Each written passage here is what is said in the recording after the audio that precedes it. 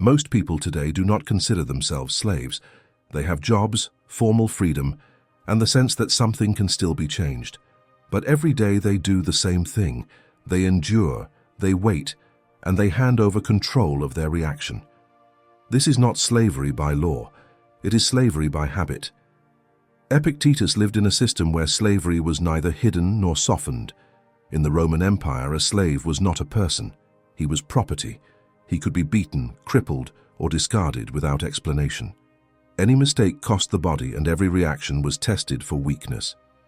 One day, Epictetus's master, Epictetus, began twisting his leg. Not in rage and not in a fit, but calmly, testing the limit. In that moment, most people scream, beg, or try to pull away. The body demands a reaction because pain is a signal of danger. Epictetus calmly said, "You will break it." When the leg was broken, he just as calmly added, "I warned you." This was not defiance and not heroism. It was a deliberate refusal to play the role expected of him.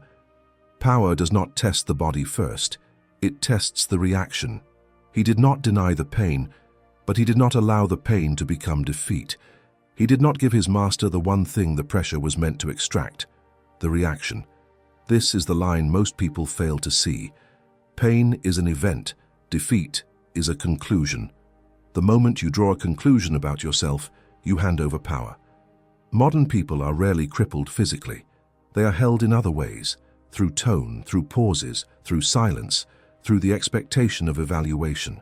They are not in chains, yet they constantly wait to be understood, noticed, approved, or finally left alone. And in that waiting, they surrender their reaction voluntarily. Epictetus understood this very early. He did not fight for what was not his. He did not demand respect, appeal to fairness, or try to prove his worth. In slavery, every such attempt only strengthens control.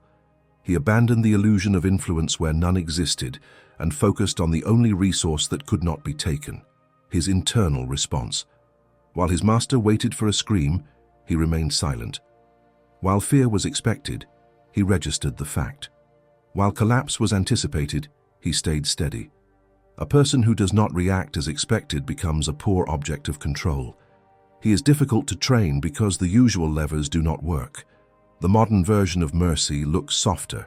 It is the hope that they will understand, that they will appreciate it later, that just a little more and it will get easier.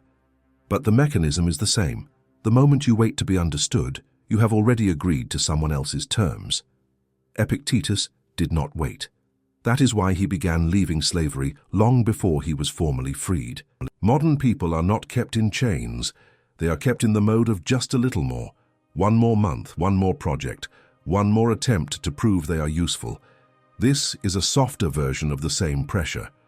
After slavery, Epictetus was released, not out of mercy and not out of respect, simply because a slave without fear is a poor instrument. But freedom did not bring relief. It was a change of field. Yesterday, a master and direct pressure. Today, poverty, contempt, and no protection. Formerly free, in reality disposable. In Rome, such people did not live long. They disappeared quietly, dissolving into a new form of dependence. Most people break at this stage. They begin to rush, to cling to any support, to look for someone powerful to attach themselves to. It looks like movement, but in reality, it is a return to the same model, only without chains. Epictetus chose differently again. He did not compensate for a weak position with restless activity. He did not try to prove he was now equal. He did not play the role of a free citizen. He accepted reality without decoration. He had nothing, and therefore he had nothing to lose. A person without illusions acts more precisely because he does not waste energy maintaining an image. He began speaking to those who also lived under pressure. He did not promise escape and did not draw bright prospects. He analyzed situations in which a person loses himself and showed exactly where it happens. The poor, soldiers, the disabled, those whose margin for error was always small, listened to him. They quickly sensed the difference between theory and working instruction. Here a key principle appears, one especially uncomfortable for modern people. As long as you wait for recognition, you are controllable. As long as you fear losing income, status, or approval, you can be bargained with. Every fear is an entry point for control.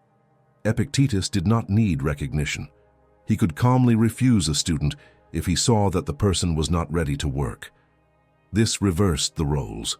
A person with status is used to being accepted and validated. When that does not happen, he loses stability. The one who remains calm without evaluation appears stronger than any title. Modern work is more subtle, but the mechanism is the same. You are not required to endure, yet you endure. You are not required to justify yourself, yet you explain. You are not required to wait, yet you wait. Each step seems small and reasonable until one day it becomes clear that your reaction has not belonged to you for a long time. Epictetus constantly brought people back to a simple division. There is what depends on you, intention, choice of reaction, concrete action, and there is what does not, opinion, outcome, recognition. Mixing these zones turns a person into an object.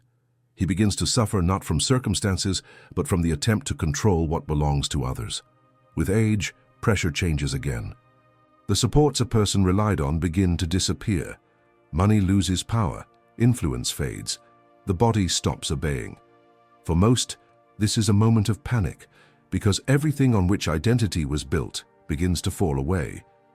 Epictetus prepared for this in advance.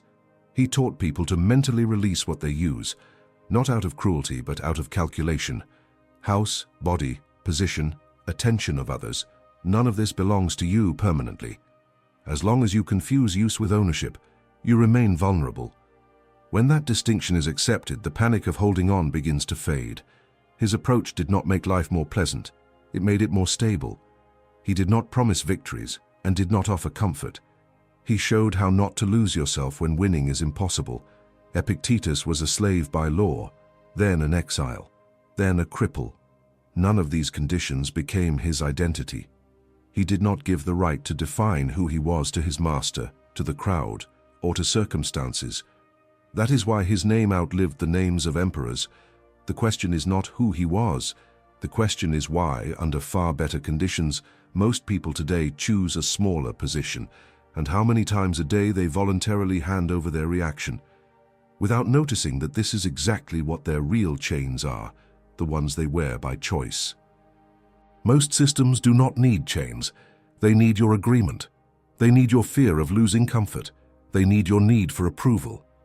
The moment you stop handing over your reaction, the structure changes.